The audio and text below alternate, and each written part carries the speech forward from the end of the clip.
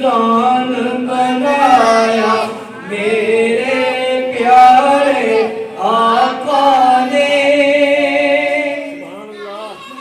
حضرات حضور سیدنا غوث اعظم شیخ عبد القادر جیلانی رحمت اللہ تعالی علیہ، آپ کو اللہ تعالیٰ نے یہ شان بخشی ہے کہ سارے ولیوں کا سردار بنایا،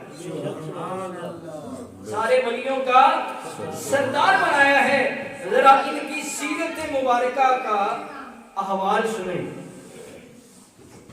آپ کی پیدائش 470 ہجری میں ہوئی، 470 ہجری میں آپ کی ولادت مبارکہ ہوئی۔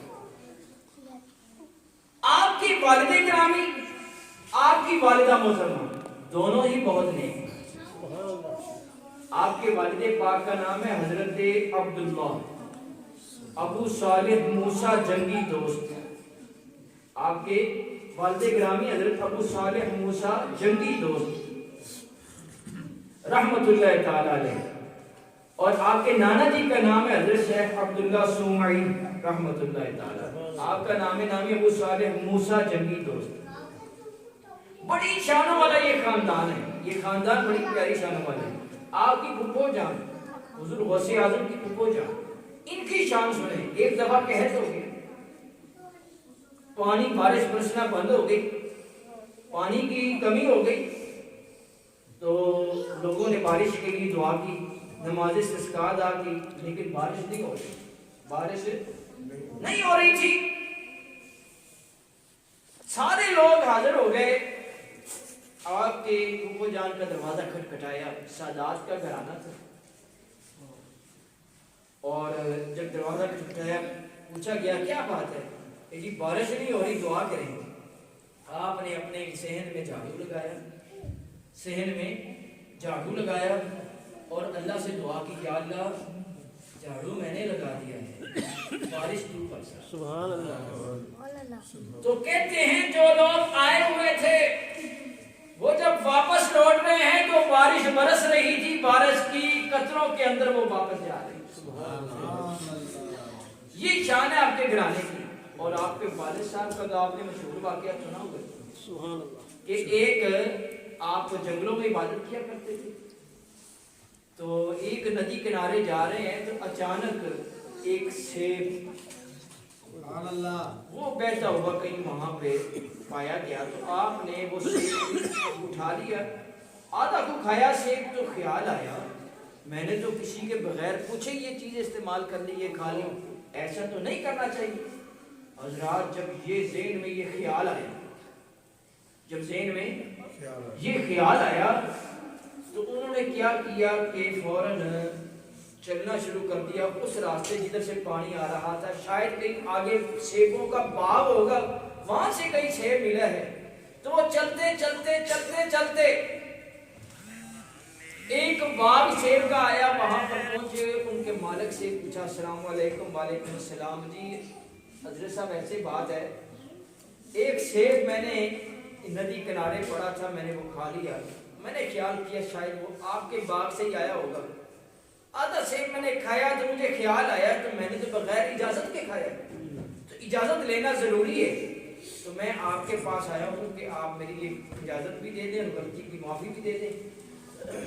وہ جو باغ کے مالک تھے نا، انہوں نے کہا یہ تو بہت کوئی ہیرا ہے، یہ تو کوئی معمولی انسان نہیں ہے، یہ تو کوئی عظیم آدمی ہے کہ جو سیب اس نے ایسے گرا پڑا دیکھا تو وہ آدھا کھایا تو معافی مانگنے کے لیے آ گئے۔ انہوں نے کہا جی آپ کو معافی نہیں ملے گی، آپ کو معافی نہیں ملے گی، شرط یہ ہے پہلے تو آپ میرے باغ کی خدمت کریں۔ آپ نے کتنا عرصہ اس کے باغ کی خدمت کی، جب وہ وقت پورا ہو گیا تو پھر کہنے لگے نہیں ایک شرط اور بھی ہے، میری بیٹی ہے،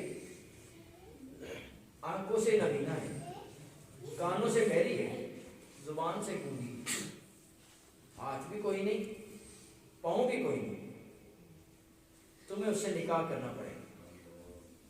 اس واقعے سے ہٹ کے نا میں ایک اپنا ذاتی تجربہ آپ کو بتاتا ہوں۔ میرے ایک دوست تھے فیکٹری میں، معاملہ رشتہ داری کا کسی سے بات کرنی تھی رشتے کے لیے.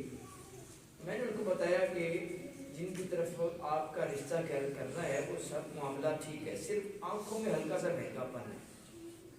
لیکن وہ مجھے آج تک نا ذہن میں اس کا فوراً چہرہ اتر گیا کہ یہ افسر نے میرے لیے یہ کیسا رشتہ بتایا, اس نے بڑی ناگواری کا اظہار کیا.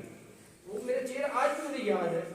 تو میں یہ سوچتا ہوں کہ سرکار غوث پاک کو وہ باغ کے مالک نے, وہ حضرت ابو صالح موسیٰ جنگی دوست کو وہ باغ کے مالک نے کہا کہ آپ کا رشتہ ایسی عورت سے کرنا ہے جو نہ دیکھ سکتی ہے, جو نہ سن سکتی ہے, نہ بول سکتی ہے, نہ اس کے ہاتھ ہے, نہ اس کے پاؤں ہیں. آپ کا رشتہ اس کے ساتھ کرنا ہے. لو یہ آدھا سیکھ ہے, اس قصور کو معاف کروانے کے لیے کہا یہ بھی مجھے منظور ہے.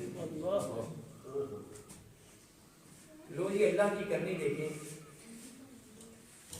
نکاح ہو گیا. جب اپنے اس گھر کے اندر گئے, جو باغ کے مالک کا گھر تھا اس نے دیا تھا, جب اس گھر میں گئے تو وہاں اس کمرے میں بڑی خوبصورت اور صحیح سلامت آنکھیں بھی ہیں, کان بھی صحیح سلامت, ہاتھ بھی ہیں, پاؤں بھی ہیں, نیک سیرت خاتون ہے. تو آپ فوراً باہر آ گئے. باہر آئے تو جو آپ کے سسر تھے, جو باغ کے مالک تھے, وہ بھی وہیں پہ موجود تھے. میں کہا کیا ہوا؟ جی آپ نے مجھے جو نشانیاں بتائی تھی اندر میں گیا ہوں وہ خاتون بالکل نہیں تھی, وہ تو کوئی اور صحیح سالم خاتون تھی. جن کا لوری میری بات سنیں, میں نے اس کو نابینا اس لیے کہا تھا کہ دیکھ نہیں سکتی کیونکہ اس نے کبھی کسی غیر محرم کا چہرہ دیکھا ہی نہیں. میں نے اس لیے اس کو کہا کہ یہ پاؤں سے چل نہیں سکتی کیونکہ یہ کبھی غیر شرعی کام کے لیے اور کبھی گھر سے باہر ہی نہیں نکلی. اور میں نے اس لیے کہا کہ یہ ہاتھ سے ان کے نہیں ہیں کیونکہ انہوں نے بھی ہاتھ سے کبھی کوئی غیر شرعی کام نہیں کیا. جب بھی پکڑا قرآن پاک کی پکڑا, کوئی نیک کام نہیں کیا, کوئی اچھا عمل نہیں کیا. اور میں نے کانوں سے اس لیے بہرا کہا کہ کبھی نہ کسی سے جھوٹ سنا, نہ غیبت سنی, نہ غیر محرم کی بات سنی, کوئی ایسی غلط بات سنی نہیں. اور زبان سے کہ کبھی نہ کسی کی بدخوئی, نہ چغلی, نہ غیبت, نہ گالی, نہ کوئی اور فضول بات, ہمیشہ اللہ کا ہی ذکر. سبحان اللہ. تو دنیا داری کے اعتبار سے میں نے آپ کو ایسی مثال دی, ورنہ وہ ہیں وہی خاتون جن کے ساتھ آپ کا رشتہ کیا گیا. تو حضرات یہ عظیم خاتون حضرت ام خیر رحمت اللہ تعالی علیہا اور حضرت ابو صالح موسیٰ جنگی دوست کا جب نکاح ہوا تو جو اولاد عطا کی گئی وہ سرکار غوث پاک. ایسی نیک ہستیوں کے پھر ایسا ہی انعام ملنا تھا, ایسی عظیم ہستی کا انعام ملنا تھا.